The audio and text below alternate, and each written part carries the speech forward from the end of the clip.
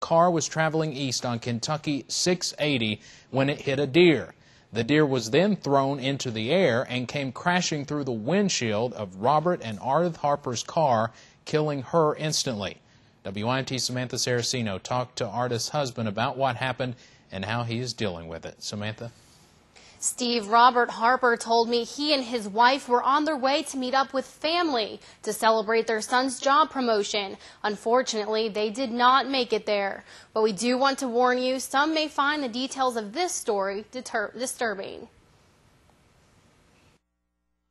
Harper and his wife were not expecting anything out of the ordinary to happen on their drive to lunch. There was a car that was approaching us in the other lane. A deer jumped out in front of that car, and the car hit the deer, sent it airborne. I lost sight of the deer. The deer then came back down through the windshield of the Harper's car. Our car cut the deer in half. The head of the deer went off the side of the road. The entire rear of the deer came through the windshield on her side, striking her. Ended up in the back seat of the car. But Robert says at that time he did not realize the deer hit his wife. I stopped. I said, "Are you all right?" And I looked at my wife.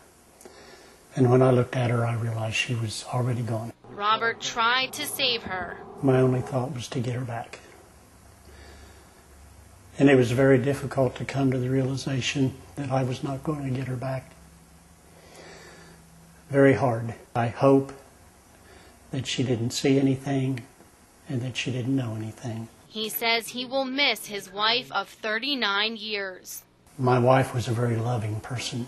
We never hung up the phone from each other, nor did we ever leave each other to go anywhere without telling each other that we loved the other person. Robert says he encourages others to do the same because you never know when your loved ones will not be there anymore. Harper said